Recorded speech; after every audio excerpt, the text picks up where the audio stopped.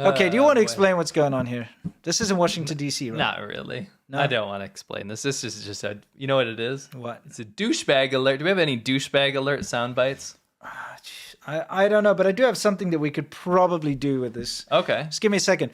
So, quick thing here. You know, there was this thing called the Korean War. Yes, I'm aware. It's kind of never finished. Yeah, So, you know, still going. Yeah, it's still, you got that 38th parallel. And now, China in recent years has been ramping up this propaganda that somehow the Korean War was this amazing victory for China where China defeated America. Yes. It's a bizarre storyline. This is not the first time. Because think about it. China has done this with World War II. Yeah. They defeated the Japanese without any help from the outside, right? Yeah. And not only that, not the nationalist Chinese.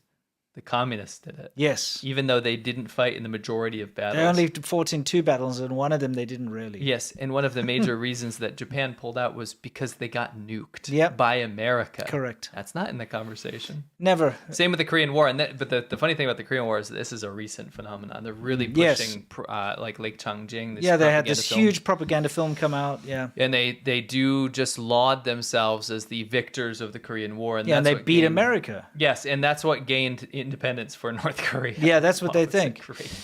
Great treasure there. Yes. So anyway, North Korea later, by the way. We had to bring this up and explain the situation because what you have here is a Chinese individual who's traveled to America to go to D.C. and there's there's a Korean War memorial for the people that lost their lives and stuff. So what does he do? For American soldiers. Yeah. And Korean soldiers.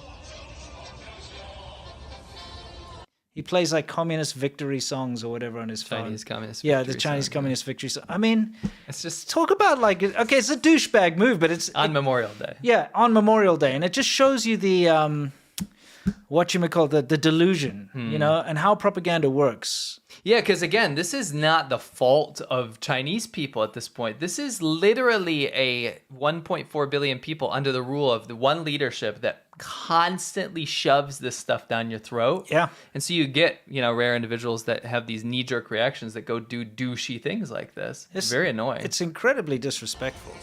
Also just really lame. It's lame and in poor taste. And then to post it.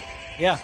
And the problem is to be proud to post it. Yes. To say like, look, our Chinese are so strong. One of us snuck in and played a song on a phone, in a memorial. Yeah. It's no good. No, it's rubbish. We don't have to play it out. It goes well. It's playing. I mean, really, can you pause it? Yeah. Really, if we isolate this. Yeah.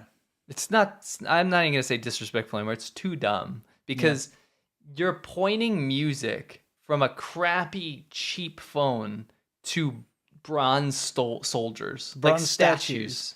Yes. What are they thinking right now? Nothing. What are these? No, because it's a statue. It's a statue. You wouldn't do this to I'd like to see you do this to a real soldier. Yeah, imagine doing that. Imagine that. Go walk on base. No, this guy's too much of a coward. He had to wait till there was no one around as well. Did you notice there's no one there? Yeah. Stupid little coward. Yeah. Oh, okay. Anyway, this is a long clip. You can scroll through it.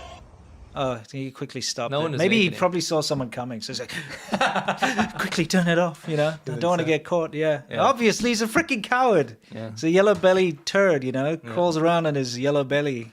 Okay, anyway, that's what he does. He's a turd-wobbling belly crawler. Anyway. What is it? Yellow belly means cowardly. This was not a racial thing. No, absolutely not. You yellow belly coward like that. Yeah, exactly. This is a pretty big story. I mean, do you want to just... Oh, we'll just rip it. It's developing, so we'll just give you the run. We'll give you the run. So, University of Florida employee and students sent drugs and toxin that causes whooping cough to China, an elaborate smuggling scam. Really, be all and end all. You can just play through these. There is a student in the Chinese Students and Scholars Association, which is just the rebrand of the Confucius Institute, basically. Pretty much, yeah. And what they were doing was getting these students, this girl named Letitia, getting them to send these samples to China, which are banned, right? And it's like viral things, cholera samples, all this kind of stuff, right? Yeah. And they actually caught the guy, the ringleader. This is a huge case, and it's going to be way bigger than we're letting on. Okay, so as long as you promise, we'll cover it next time. As long as we'll cover it when the huge development happens. Okay. Because, and I'll tell you why. The ringleader just pled guilty. Okay, yeah. Now, guys, something I would like everybody to pay attention to, please, our entire audience, anyone watching this. If you have a Chinese Students and Scholars Association on your campus, you need to know that they are tied directly to the Chinese government. Okay? The embassy, yeah. Yeah. Well, do you think the embassy's not tied to the government? Specific, yeah, so exactly. people Yeah. know. All right. So the Chinese embassy is heavily involved in these Chinese Students Scholars Associations. And you know what? They are a horrible tool that the Chinese government has in all the universities, well, not all of them, but most universities and many institutions around the country and around the world. And they use them to monitor other Chinese students. So if they're Chinese students that might be, I don't know, speaking about democracy or wanting to go and, do something with regards to Taiwan or Tibet, or just think outside the box or even criticize the Chinese government, the Chinese Students and Scholars Association are there to keep an eye on them, are there to intimidate them, are there to snitch on them back to the embassy, are there to go and report every single thing that's going on in that university to the embassy. So it's like having an embassy spies on your campus. Yes. One thing I want to be to clarify, though, is that's not to say everyone in the Chinese Students and Scholars Association is bad. No. That's to say that they can mobilize the people that they have in there to do that job. They have many times used members of the Chinese, just in this case, to go steal toxins to send back to China, for instance. Yes. Steal research, steal IP. I mean, think about it.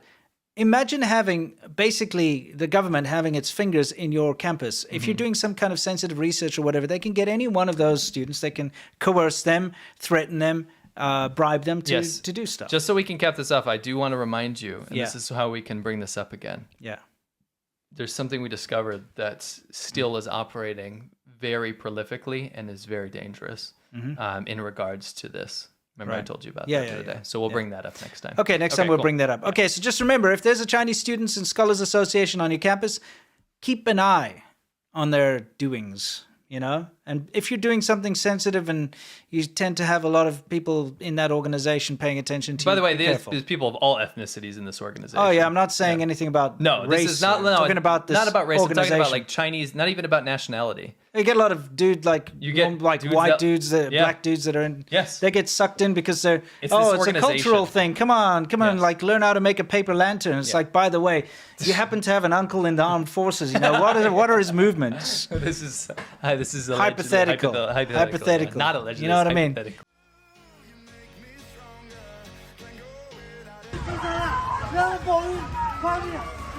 The original name for ping pong. Whiff waff.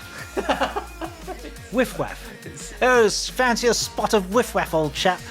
Chinese water torture is not Chinese. Interesting, isn't it? Are you married? Do you have children? Do you have a car? Do you have a house? How much money do you make every month? Why are you so fat? Why is your nose so big? The first thing she says to me is, ni pang le hao duo. It's like, oh, you got really fat. That's the first thing she says to me. And apparently, there was a massive explosion and he disappeared. And so they think that he flew to the moon because they named one of the craters on the moon after this guy. Oh, so charming.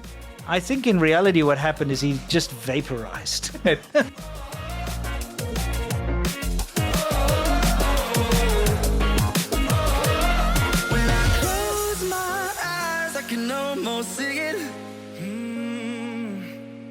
I take a breath, you fill up my lungs.